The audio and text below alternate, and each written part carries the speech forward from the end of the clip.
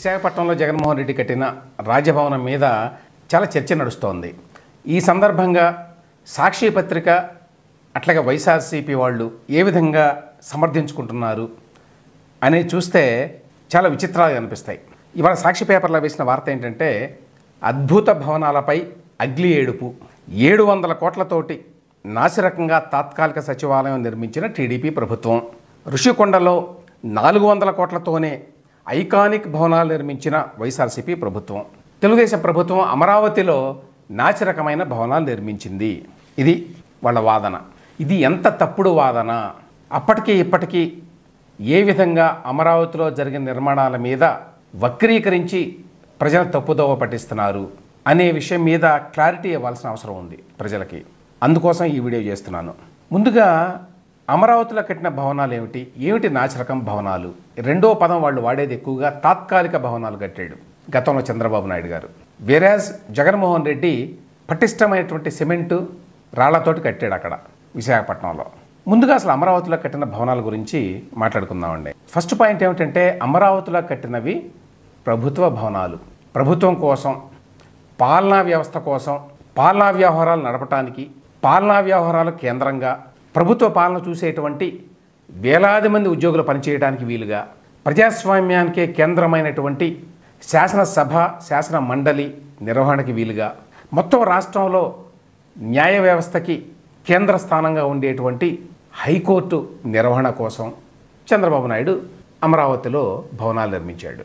జగన్మోహన్ రెడ్డి దేనికి నిర్మించాడు? రిషికొండలో తాను ఉండటం కోసం, తాను తన భార్య నివాసం కోసం. అవి ప్రభుత్వం నడవటానికి కాదు, ప్రభుత్వ ఉద్యోగులు ఉండటానికి కాదు, అది సచివాలయం కాదు, అది శాసనసభ కాదు, అది హైకోర్టు కాదు. ఆయన ఒక్కడు ఉండటానికి కట్టుకున్నటువంటి ఒక రాజభవనం.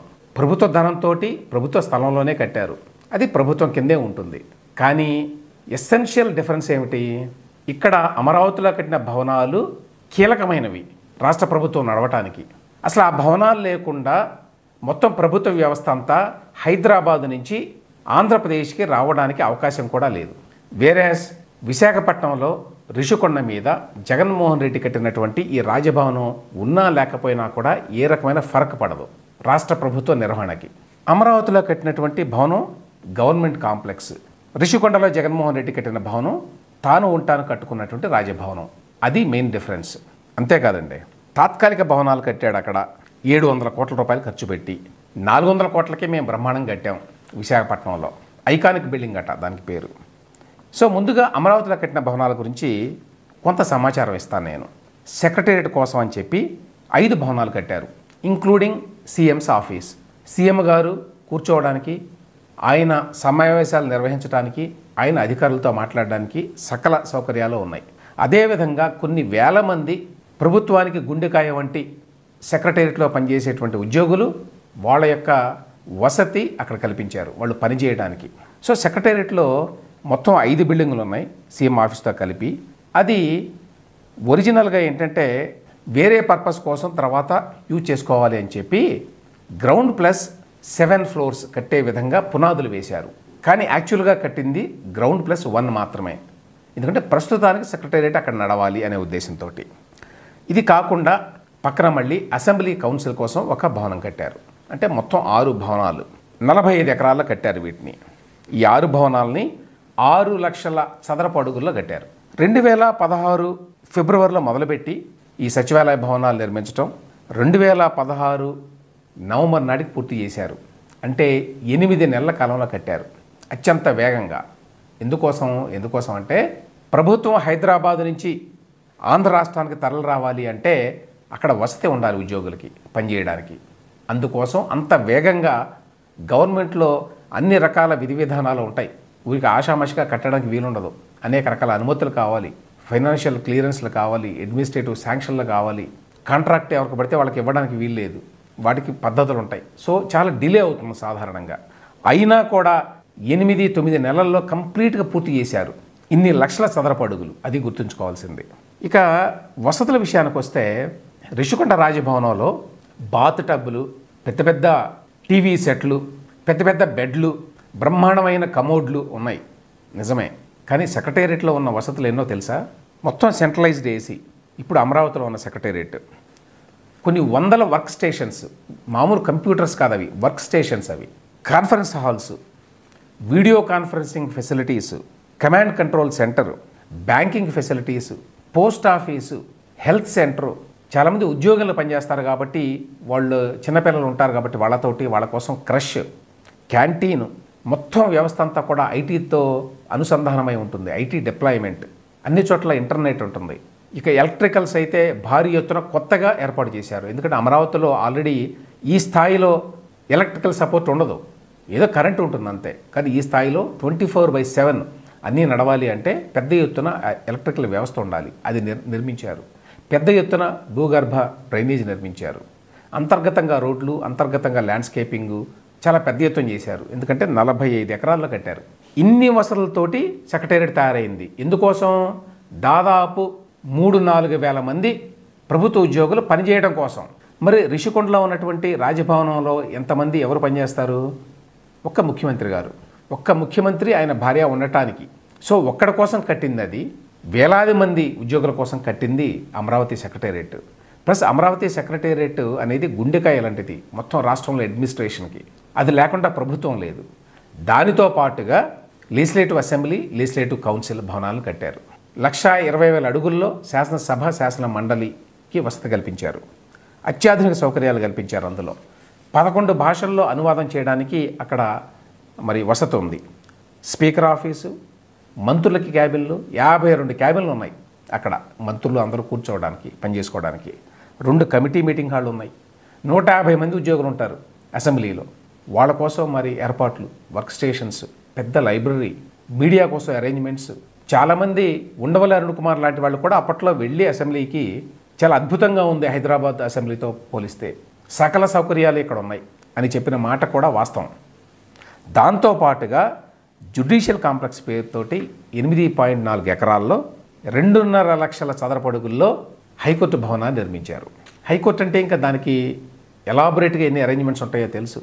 న్యాయమూర్తులు కూర్చోవడానికి కోర్ట్ హాల్స్, వాటితో పాటు న్యాయవాదులు అక్కడ వాళ్ళ కోసం వసతి, దాంతోపాటు రిజిస్ట్రీలు, రకరకాల సెక్షన్లు, లైబ్రరీ. వందలాది మంది ప్రతిరోజు కూడా వస్తారు, న్యాయవాదులు కావచ్చు, కక్షిదారులు కావచ్చు, వాళ్ళందరి కోసం వసతి అది. సో ఇవన్నీ కలిపి 10 లక్షల చదరపు అడుగులు. ఈ 10 లక్షల చదరపు అడుగులు కట్టడానికి అయింది 700 కోట్ల రూపాయలు. 10 లక్షల చదరపు అడుగులు 700 కోట్లు. ఎందుకోసం కట్టారు? సెక్రటేరియట్ అది లేకుండా ప్రభుత్వం నడవదు. శాసనసభ, శాసన మండలి అది ప్రజాస్వామ్యానికి అదే పట్టుకమ్మ. మరి దాన్ని ఏ విధంగా తయారు చేశారు అనేది వేరే విషయం. ఆ తర్వాత హైకోర్టు, కీలకమైనవి ప్రభుత్వ యంత్రాంగంలో ఇవి లేకుండా అసలు ప్రభుత్వం లేదు, రాష్ట్రం లేదు. చంద్రబాబు నాయుడు గత ప్రభుత్వంలో కట్టిన భవనాలు ఇవి.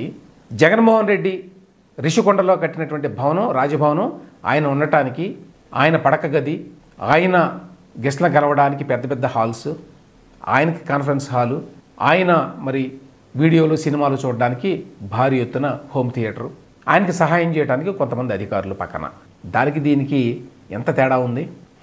ఇక రెండవది తాత్కాలిక భవనాలు అనే మాట వాడుతుంటారు. చంద్రబాబు నాయుడు తాత్కాలిక భవనాలు కట్టాడు. అదే మా జగన్మోహన్ రెడ్డి ఐకానిక్ బిల్డింగ్ కట్టాడు విశాఖపట్నంలో అని రాసుకుంటున్నారు, మాట్లాడుతున్నారు కూడా. ఏంటి తాత్కాలిక భవనాలు అనే పదానికి అర్థం? తాత్కాలిక భవనం అంటే డేరాలతోటి, షామియానాలతోటి కట్టారా? అప్పుడెప్పుడో కర్నూలులో 1953లో మద్రాసు రాష్ట్రం నుంచి విడిపోయినప్పుడు ఆంధ్రప్రదేశ్, కర్నూలులో ఆ విధంగా డేరాలతోటి ఆఫీసులు నిర్వహించారు. అట్లా కట్టారా? అమరావతిలో సిమెంటు, ఇటుకరాళ్ళు ఉపయోగించలేదా? ఓన్లీ విశాఖపట్నంలో రిషికొండలో మాత్రమే సిమెంటు, ఇటుకరాళ్ళు, స్టీలు వినియోగించారా? ఇక్కడ వినియోగించలేదా? ఎవరన్నా మా దారిని పోయే తాపీ మేస్త్రులు ఏమైనా కట్టారా వాటిని? షాపూర్జీ, పలంజీ, ఎల్ఎన్టీ సెక్రటేరియట్లో ఉన్న భవనాలు నిర్మించింది. అవి తాత్కాలిక భవనాలు కాదు. సెక్రటేరియట్, అసెంబ్లీ, హైకోర్టు అక్కడ తాత్కాలికంగా తమ విధులు నిర్వర్తిస్తాయి అంతే. భవనాలు తాత్కాలికం కాదు. అక్కడ ఆ ప్రదేశంలో, ఆ లొకేషన్లో ఇవన్నీ కూడా ఆయా విధుల్ని తాత్కాలికంగా నిర్వహిస్తాయి. ఆ తర్వాత ఐకానిక్ బిల్డింగ్స్ కట్టి అక్కడికి మారతాయి. భవనాలు కట్టిన భవనాలు తాత్కాలికం కాదు, అవి శాశ్వతం. అందుకోసమే ఇంతకుముందు చెప్పినట్టు గ్రౌండ్ ప్లస్ 7 ఫ్లోర్స్కి అనువుగా పునాదులు వేశారు. అంటే గవర్నమెంట్కి అవసరమైనటువంటి మిగతా వసతుల ఏర్పాటు కోసం అవి తర్వాత కడతారు. కాబట్టి ఆ భవనాలు తాత్కాలికం కాదు. ఆ పదం పదే పదే వాడి, వైఎస్ఆర్సీపీ వాళ్ళు వాడి, సాక్షిలో ప్రచారం చేసి చివరికి వాళ్ళకి మద్దతుదారులుగా మాట్లాడేటువంటి సోకాళ్ళు మేధావులు వ్యాఖ్యాతలు కూడా పదే పదే తాత్కాలిక భవనాలు అనే మాట వాడతారు. ఏమాత్రం బుద్ధి జ్ఞానం ఉన్న వాళ్ళు ఎవరైనా సరే వాటిని తాత్కాలిక భవనాలు అని అనరు. ఆ భవనాలు తాత్కాలికం కాదు, అవి పర్మనెంట్ భవనాలు. అందులో సెక్రటేరియట్ నడవటం తాత్కాలికం, అందులో అసెంబ్లీ నడవటం తాత్కాలికం, అందులో హైకోర్టు నడవటం తాత్కాలికం. తర్వాత అక్కడి నుంచి అవి వాటి కోసం ప్రత్యేకంగా నిర్మించిన భవనాల్లోకి వెళ్తాయి. అది దానికి అర్థం. యాక్చువల్గా ఈ మొత్తం ప్రభుత్వ సముదాయానికి పెట్టిన పేరు ఇంటెరమ్ గవర్నమెంట్ కాంప్లెక్స్. అయితే దురదృష్టవశాత్తు తెలుగు పత్రికల్లో దాని అనువాదాన్ని సరిగ్గా చేయకుండా తాత్కాలిక భవనాలు అనే పదం రాయటం ప్రారంభించారు. ఎప్పుడైతే ఆ పదాన్ని వాడారో దానిని అనువుగా చేసుకొని వీళ్ళంతా ఇది తాత్కాలిక భవనాలు 700 కోట్లు పెట్టి తాత్కాలిక భవనాలు కట్టాడు. 700 కోట్లు పెట్టి మొత్తం గవర్నమెంట్ వ్యవస్థ నిర్మించాడు చంద్రబాబు నాయుడు. ఒకటే గుర్తు మీకు, ఆనాడు ఆయన కట్టింది మొత్తం 10 లక్షల చదరపు అడుగులు, 700 కోట్లు. ఇవాళ మీరు కట్టింది 2 లక్షల చదరపు అడుగుల లోపే ఉంది మొత్తం. అయిన ఖర్చు మీరు ఇచ్చినటువంటి జీవోల ప్రకారమే 452 కోట్లు. ఎక్కడ 2 లక్షల లోపు, ఎక్కడ 10 లక్షల చదరపు అడుగులు. ప్లస్ పర్పస్ ఫంక్షన్స్ చూడండి. ఇక్కడ అమరావతిలో కట్టినటువంటి గవర్నమెంట్ కాంప్లెక్స్ యొక్క పర్పస్ ఏమిటి, ఫంక్షన్స్ ఏమిటి, ఆ ఫంక్షన్స్ని నిర్వహిస్తున్న విధానం ఏంటి. 2016 నుంచి మొత్తం రాష్ట్ర ప్రభుత్వ వ్యవస్థ అంతా అమరావతి నుంచి అప్పుడు చంద్రబాబు నాయుడు గారు కట్టిన భవనాల నుంచి నడుస్తోంది. నిజమా కాదా? అక్కడే కదా. ఇవి లేకపోతే రాష్ట్ర ప్రభుత్వం నడవగలదా? ఇవాళ రిషికొండ అనేది ఒక రాజుగారు మోజుపడి ఒక కొండ మీద కట్టుకున్నటువంటి ఒంటి స్తంభం మేడ. ఆ ఒంటి స్తంభం మేడలో ప్రజాస్వామ్యాన్ని బంధించి పెట్టారు. పెడదాం అనుకున్నారు కనీసం.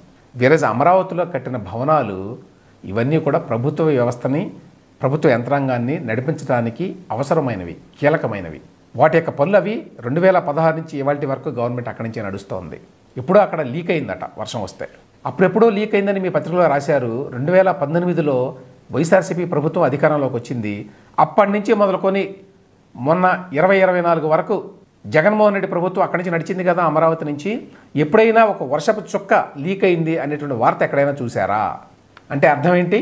అవన్నీ కూడా కంకాక్టెడ్, అప్పుడు చేసినటువంటి ఆరోపణలు, వాటిల్లో వాస్తవం లేదు. గతంలో కూడా ఇటువంటి పచ్చి అబద్ధాలు చెప్పి అమరావతి విషయంలో ప్రజలను తప్పుదోవ పట్టించారు. వాటిని అప్పటి ప్రభుత్వం సరిగ్గా ఖండించకపోవడం వల్ల, అసలు విషయాలు ఏమీ చెప్పకపోవడం వల్ల ఆంధ్ర రాష్ట్రానికి చాలా నష్టం జరిగింది.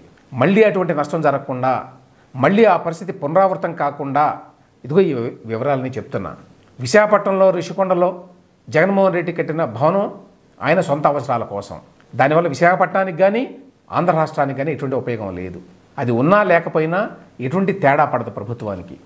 వేరేజ్ అమరావతిలో కట్టినటువంటి సచివాలయం కానీ, అసెంబ్లీ కానీ, హైకోర్టు కానీ లేకపోతే ప్రభుత్వం ఒక్క రోజు కూడా నడవలేదు. అది తేడా.